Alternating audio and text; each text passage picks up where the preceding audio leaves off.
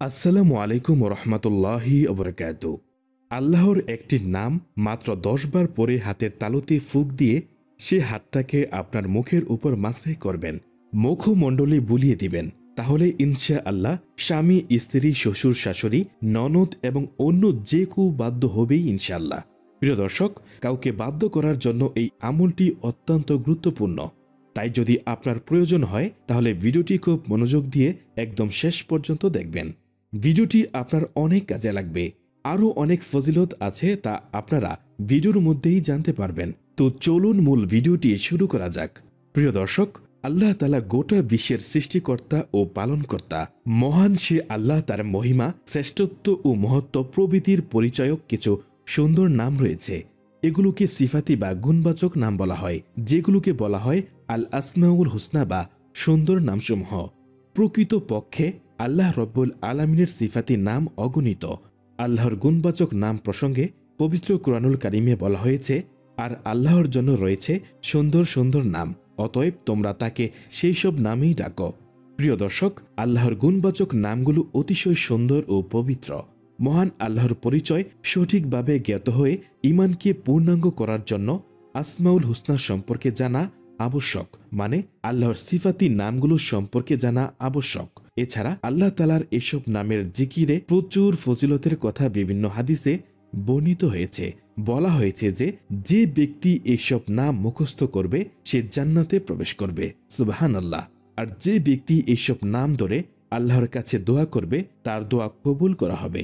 প্রিয় দর্শক, আবু হুরায়রা রাদিয়াল্লাহু আনহু থেকে বর্ণিত হাদিসে আল্লাহর রাসূল সাল্লাল্লাহু আলাইহি ওয়াসাল্লাম বলেছেন, আল্লাহ তাআলার ৯৯ মানে ১ কম ১০০টি নাম রয়েছে।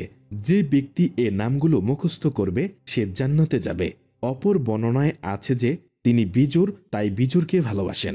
প্রিয় দর্শক, আল্লাহ তাআলা বান্দাদেরকে তার সুন্দর সুন্দর নামের জিকির বা আমল করার কথা বলেছেন। রাসূলুল্লাহ সাল্লাল্লাহু আলাইহি সাল্লাম হাদিসে আলাদা আলাদাভাবে এই নামের জিকিরের আমল ঘোষণা করেছেন। মহান আল্লাহ তাআলার গুণবাচক নামসমূহের মধ্যে আল বাসিতু হলো একটি। দর্শক, খেয়াল করে শুনুন যে নামটি মাত্র ১০ বার পরে হাতের তালুতে ফু দিয়ে চেহারায় বুলিয়ে দিবেন, চেহারায় মাসাহ করবেন, সে নামটি হলো আল বাসিতু। আর যার অর্থ হলো বান্দার রিজিকের মধ্যে প্রশস্তকারী অথবা অন্তরকে প্রশস্তকারী। সংক্ষেপে এ গুণবাচক নাম হলো আল বাসিতু। আপনি এভাবেও জিকির করতে পারেন, তা হলো ইয়া বাসিতু অথবা আল বাসিতু। এর জিকিরের আমল ও ফজিলত এখনই বলছি। আল বাসিতু নামটির অর্থ হলো বান্দার রিজিকের মধ্যে প্রশস্তকারী অথবা অন্তরকে প্রশস্তকারী। যে ব্যক্তি এ পবিত্র গুণবাচক নাম অর্থাৎ আল বাসিতু এ নামটি সুবহে সাদেকের আগে ও সেহরির সময় অর্থাৎ শেষ রাতে হাত উঠিয়ে ১০ বার পাঠ করবে, উভয় হাত নিজের মুখমণ্ডলে মুছে নেয়, তবে সে নিজের প্রয়োজন পূরণের জন্য কারো নিকট কখনো আবেদন করা বা বলার প্রয়োজন অনুভব করবে না। প্রিয় দর্শক, একটু খেয়াল করে শুনুন, যে ব্যক্তি আল্লাহর এ পবিত্র গুণবাচক নাম আল বাসিতু এই নামটি শেষ রাতে হাত উঠিয়ে ১০ বার পাঠ করে উভয় হাত নিজের মুখমণ্ডলে মুছে নেয়, তবে সেই ব্যক্তি নিজের প্রয়োজন পূরণের জন্য কারো নিকট কখনো আবেদন করা বা বলার প্রয়োজন অনুভব করবে না। আর যে ব্যক্তি এই পবিত্র গুণবাচক নাম আল বাসিতু নামের জিকির প্রত্যেক দিন ১৪০ বার পড়বে, সে ব্যক্তি বিপদ আপদ থেকে নিরাপদ থাকবে।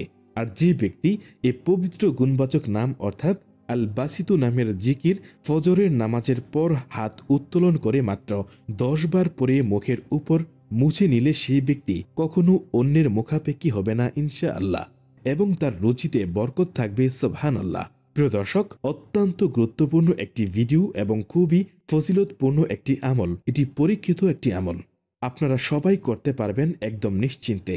আর প্রত্যেক মুসলিম উম্মার উচিত নিজের প্রয়োজন পূরণের জন্য আল্লাহ তাআলার গুণবাচক নামের জিকির করে বিপদ আপদ থেকে মুক্তি এবং রুজিতে বরকত লাভ এবং অমুখাপেক্ষিতা থেকে মুক্ত থাকা। প্রিয় দর্শক, কাউকে বাধ্য করার জন্য এর চেয়ে কার্যকরী পরীক্ষিত আমল আর নেই। কারণ আল্লাহ তাআলা নিজেই বলেছেন, উদউনি আস্তাজিব লাকুম, অর্থাৎ যে আমাকে ডাকে আমি তার ডাকে সাড়া দেই। আল্লাহর চাওয়া যেন আমরা তার কাছেই চাই, কোনো পীর ফকির কিংবা বন্ড মাজার পূজারী বাবার কাছে নয়। কেননা আল্লাহ তাআলা বলেছেন, তোমরা আমার নাম ধরে ডাকো, আমি তোমাদের ডাকে সাড়া দিব এবং তোমাদের ডাক আমি কবুল করে নেব। প্রিয় দর্শক, তাই বলছি একটু খেয়াল করে শুনুন কোন নিয়মে আমলটি করবেন। একটু খেয়াল করে শুনুন। আর হ্যাঁ, আমলটি করার আগে অবশ্যই কয়েকবার দরুদ শরীফ পড়ে নিবেন, দরুদে ইব্রাহিম পড়ে নিবেন। আমলটি করার আগে কয়েকবার দরুদ শরীফ পড়বেন এবং আমলটি করার পরেও কয়েকবার দরুদ শরীফ পড়বেন। কিভাবে আমি বলছি, যেমন প্রথমে কয়েকবার দরুদ শরীফ পড়ে নিবেন, তারপরে আল্লাহ তাআলার গুণবাচক নামসমূহের মধ্যে আল বাসিতু একটি, এই নামটিকে 10 বার পড়বেন। আমি একদম ফজিলত সহকারে বলছি। প্রথমে কয়েকবার দরুদ শরীফ পড়বেন, তারপর আল্লাহ তাআলার গুণবাচক নাম আল বাসিতু, এটি যার অর্থ হল বান্দার রিজিকের মধ্যে প্রশস্তকারী অথবা অন্তরকে প্রশস্তকারী। আর আল বাসিতু এই নামের ফজিলত হলো, মানে যেভাবে আমল করবেন তার নিয়ম কানুন হলো, যে ব্যক্তি আল্লাহর গুণবাচক নাম আল বাসিতু এই নামটিকে শেষ রাতে অথবা যে ব্যক্তি হাত উঠিয়ে 10 বার পাঠ করবে, উভয় হাত নিজের মুখমণ্ডলে মুছে নেয়, সেই ব্যক্তি নিজের প্রয়োজন পূরণের জন্য কারো নিকট কখনো আবেদন করা বা বলার প্রয়োজন অনুভব করবে না। যে ব্যক্তি এই পবিত্র গুণবাচক নাম আল বাসিতু এই নামটি জিকির প্রত্যেক দিন 140 বার পড়বে, সে ব্যক্তি বিপদ আপদ থেকে নিরাপদে থাকবে। আর শেষ রাতে আমলটি করা অনেকের জন্য কষ্টকর হয়ে যেতে পারে, তাই তাদের জন্য একটি সহজ পদ্ধতি হলো ফজরের নামাজের পর। আপনারা যারা শেষ রাতে এই আমলটি করতে পারবেন না, তারা অবশ্যই ফজরের নামাজের পরে প্রথমে কয়েকবার দরুদ শরীফ পড়ে নেবেন। মানে আমলটি করার আগে কয়েকবার দরুদ শরীফ পড়ে আপনি 10 বার আল বাসিতু অথবা ইয়া বাসিতু এ নামটি 10 বার হাত উঠিয়ে পড়বেন। হাত উঠিয়ে 10 বার এ নামটি পড়ে সে হাতকে মুখমণ্ডলে মুছে দিবেন। হাতের তালুতে একটি ফু দিয়ে মুখমণ্ডলে মুছে দিবেন, তারপরে আবার কয়েকবার দরুদ শরীফ পড়ে নিবেন।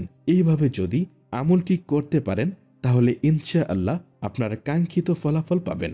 ইনশাআল্লাহ আপনি যাকে ইচ্ছা তাকেই বাধ্য করতে পারবেন এই আমলটির দ্বারা। শুধু এই আমলটির পরে আপনি মোনাজাতে আল্লাহর কাছে দোয়া করে বলুন, যাকে বাধ্য করতে চান তার নাম নিয়ে আল্লাহর কাছে দোয়া করুন, আল্লাহর কাছে বলুন, তাহলে আপনার আশা পূরণ হবে ইনশাআল্লাহ। আর এই আমলটি দেখা যায় ওই সমস্ত লোকদের জন্য খুবই উপকারে আসবে যে স্ত্রী তার স্বামীর কথা শোনে না, সে স্বামী চাইলে এই আমলটি তার স্ত্রীর জন্য করতে পারবে। অথবা যে স্বামী তার স্ত্রীকে কষ্ট দেয়, সে স্ত্রী চাইলে এই আমলটি করে আল্লাহর কাছে দোয়া করলে তার স্বামী তার বাধ্য হবে। অথবা শ্বশুর শাশুড়ি যদি খারাপ হয়, ননদ যদি খারাপ হয়, তাহলে তাদের জন্য এই আমলটি করতে পারবেন, তাহলে ইনশাআল্লাহ তারাও বাধ্য হবে। দর্শক, তবে শেষে একটি কথা বলে রাখি, এই আমলটি আপনারা কখনো কোনো খারাপ উদ্দেশ্য নিয়ে করতে পারবেন না, তাহলে এর বিপরীতও হতে পারে। অবশ্যই আপনার উদ্দেশ্য ভালো থাকতে হবে, নেক উদ্দেশ্য নিয়েই আমলটি করতে হবে। নামাজ সময় মতো 5 ওয়াক্তই পড়তে হবে, মিথ্যা বলা যাবে না, পিতা মাতাকে ইচ্ছাকৃতভাবে কষ্ট দেওয়া যাবে না, অন্যের উপকারে নিজেকে যথাসম্ভব এগিয়ে দিতে হবে, তাহলে আপনি আমলটি করে ফল পাবেন। প্রিয় দর্শক, তো এই ছিল আমাদের আজকের ভিডিও, অত্যন্ত গুরুত্বপূর্ণ একটি ভিডিও। তাই অনুরোধ করছি, আপনি যদি আমাদের চ্যানেলের নতুন দর্শক হয়ে থাকেন তাহলে এখনই সাবস্ক্রাইব বাটনে ক্লিক করে চ্যানেলটি সাবস্ক্রাইব করুন। ইনশাআল্লাহ দেখা হবে আর একটি নতুন ভিডিওতে। মহান আল্লাহ তাআলার কাছে প্রত্যেকের সুস্থতা কামনায় আজকের ভিডিওটি এখানেই সমাপ্তি।